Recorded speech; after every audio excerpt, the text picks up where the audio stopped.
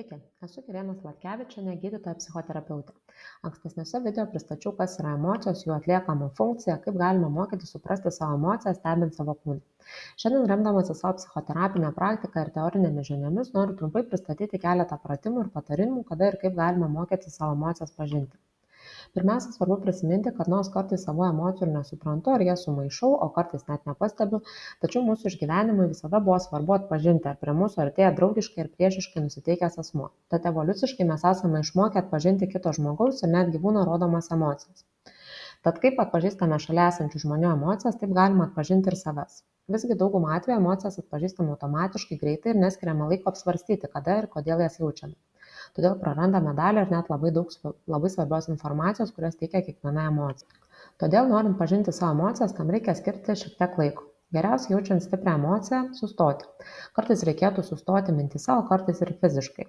O paskui pabandyti patyrinėti tarsi prieš veidrodį, kaip dabar atrodo mano kūnas, kokias emocijas jis man gali atskleisti.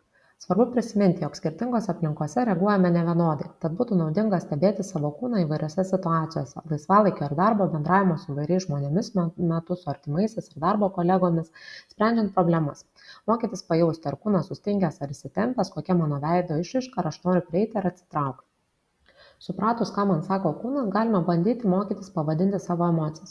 Nors kognityvinė ir elgesio terapijoje etikečių dėliojimas priskiriamas prie mąstymo klaidų ir to nerekomenduojame, tačiau emocijoms mokomaisiais tikslais galima mokytis uždėti tarsi pavadinimo etiketę, siekiant suprasti, ką ir kodėl ta emocija nori man pasakyti šioje konkrečioje situacijoje. Nežinant pavadinimo ar norint sužinoti daugiau įvairių niuansų apie emocijas, galima naudoti plačią emocijų ratą, kurį galima nesunkiai rasti internete. Ten nurodytos įvairios emocijos su tarpusavio junginiai. Supratus, kokia yra mano jaučiama emocija, svarbu mokytis ir pastebėti, kokio intensyvumo yra ta emocija. Galima vėlgi naudoti plačią emocijų ratą ar tarsi prieš akis matyti emocijų termometrą su 10 padalų, kur 1 balas silpniausias intensyvumas, emocija, kurią jaučiu labai silpna, 5 balai emocija vidutinė, ją jaučiu, tačiau galiu veikti savo naudingas reikalingas veiklas, o 90 balų stipriausias intensyvumas, emocija mane visiškai išmušė iš vėžių, negaliu nieko daryti, esu jai visiškai pasidavęs. Susipažinus su emocijomis, jų intensyvumu, daugeliu savo klientų rekomenduoju vesti ir emocijų, minčių bei elgesių ratų dienoraštį, bandant emociją sieti su iškilusiomis mintimis. Tuo remiasi kognityvinė ir elgesio psichoterapija. Labai svarbu paminėti, jog dėl kiekvieno individualių savybių mokymasis pažinti savo emocijas gali labai užtrukti arba kaip tik būti labai greitas procesas.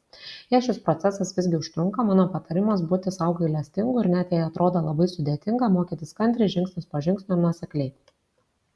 Jei labai sudėtinga net pradėti suprasti, kas tai per emocija, tada rekomenduoju treniruoti žiūrint filmus, mokantis suprasti iš šono, kokią emociją jaučia pagrindinis veikėjas. O pramokus suprasti savas emocijas, svarbiausias klausimas, kurį rekomenduoju užduoti yra, ar emocijos, kurias jaučiu, atlieka savo funkciją ir padeda man prisitaikyti konkrečiose situacijose.